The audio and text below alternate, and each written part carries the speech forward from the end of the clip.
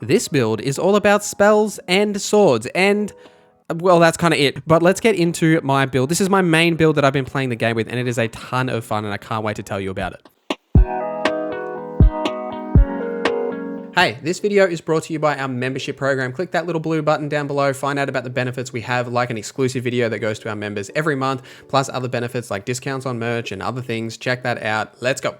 This build is really a direct extension of either my Prisoner or Astrologer class guide, so go watch those if you're looking for more of a basics. I'll skip over some of that really basic stuff because it's covered in those videos.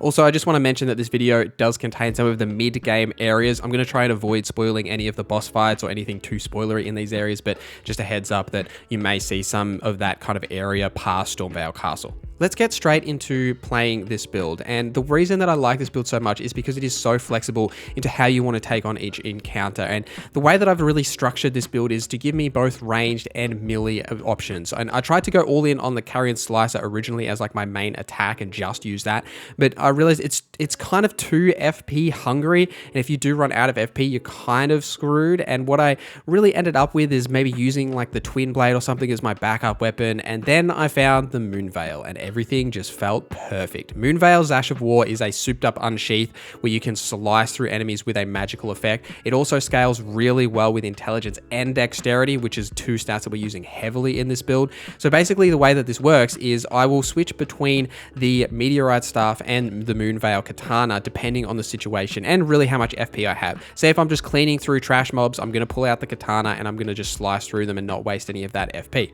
If I'm killing something that is a bit stronger, maybe I don't want to get too close to it, I'll pull out the staff and deal damage from range. I've even toyed with putting it in my offhand and just having both at the same time, although I do like the option of just having a shield. It really helps with some of these fights, especially when you do use the sword, because guard countering in Elden Ring is very critical in a lot of situations, and I think that having the option to be able to guard counter is very important. So that's why I like having the Katana and the shield there so I can guard counter, and especially critical hits. You know, when some attacks like Rock Sling is great at staggering enemies and knocking them down, so you can critical hit, especially bosses. I've done this with many bosses using Rock Sling, knocking them down and then switching to the Katana and hitting them with that critical hit. But this build is really fun to play because of that flexibility. You've got all the spells to play around with, which is something that's just enjoyable to do, and then you've got the Moonveil Katana, which just shreds through enemies and packs of enemies that you can AoE them all. It's fantastic. Let's talk about the spells specifically. Now, the first one that I really like is Starlight. I don't like to use a torch. I think that carrying a torch is just really annoying because you can't have the shield. So I really like Starlight in those darker situations where I can just pop the light above me, it'll follow me around. I can still keep my main weapons out. Next, I use the Sweet Glintstone Shard, and this is replaced with Glintstone Pebble, so you might start out with Glintstone Pebble and then move to this, but realistically the differences between the Shard and Pebble is Shard does slightly less damage and cost a little bit less FP, but its attack animation is much faster, so you can spam it very quickly. It has a little bit less range, so they're the kind of the trade-offs, but I found that this is more valuable in those mid-game areas because I can just quickly spam this out at people and just quickly shred them before they even get close to me, or even just keep them in that stagger lock. We are still using the Carrion Slicer because it's such a powerful attack that you can again just spam. You can spam it through enemies and it will deal heaps of damage, and it doesn't have a huge cost, so I like to keep that on me if I do want to go into the melee range with the staff. The next spell that I really use is Rock Sling, which will bring up 3 rocks in front of you and then move directly towards the target. This will one-shot a lot of the trash mobs that you find, but bosses you can hit with this. It obviously won't one-shot them. It does heaps of damage, but it will do tons of stagger damage, so you can follow up with critical hits. And if you can get this off in fights, especially if you're using spirit summons to pull the boss away from you,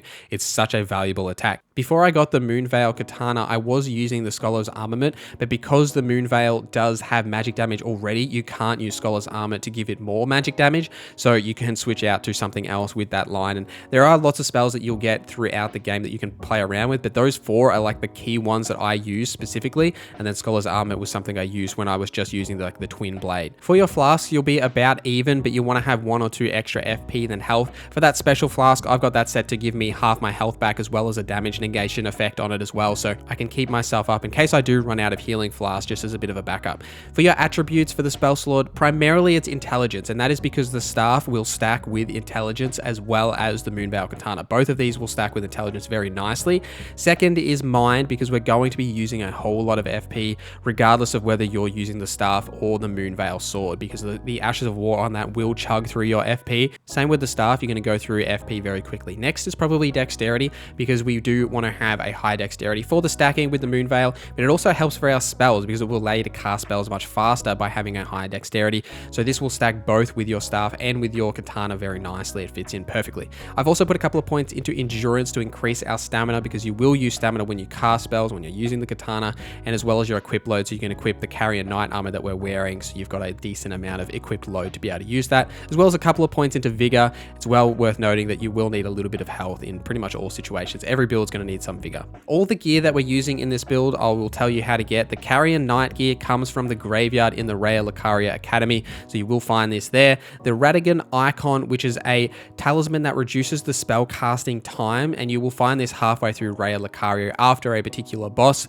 There is a hidden path above that boss encounter that you will be able to find it there. There's tons of great spell casting and just like spell equipment in the Raya Lucario Academy, so as soon as you get to that mid-game area, if you're looking to make this build, just going there and enjoying that area and that environment and picking up all the items will definitely benefit you 100%. The Green Turtle Talisman will also be valuable to you. This increases your stamina recovery. You can get this in Summon Water, just past the boss to the right of the boss. There's like a hidden catacomb area. You do need a Stoneswood key, but you can go down there and grab it from there. The staff and the katana we're using are both come from the Caelid area, but the Moonveil katana is the one that's harder to get. It's from the boss at the end of the Gale tunnels, which can be challenging. I definitely took a few fights to actually kill this boss. It's well worth doing though for how valuable this sword is. We're using the Meteorite staff for this build because it does have a scaling for intelligence, but it also doesn't need to be upgraded. It's just great right off the bat. So you can just go and grab this in the swamp of Aona in Caelid. You don't have to kill anything in the area.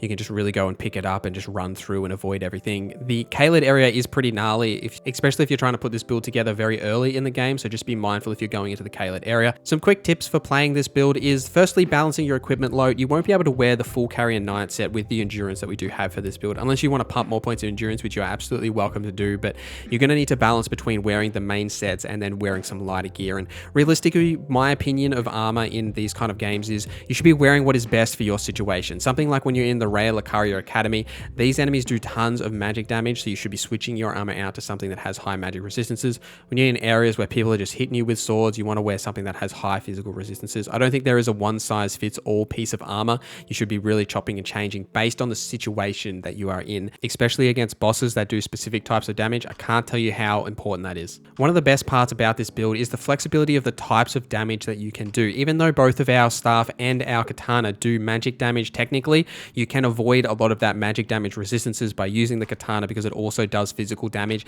and you could even buff it by putting a fire grease or something on it if you want to do fire damage or some other kind of damage if the enemy has high magic resistances. Also, don't forget to upgrade the Moonveil staff with the Somber Smithing Stones that you will find, because it's a legendary weapon. It costs the Somber Smithing Stones rather than the standard ones. Let me know in the comments below what you think of this build. Thank you for watching this video till the end. Thank you to our members for supporting the channel. My name is Norza, and I hope you have a great day.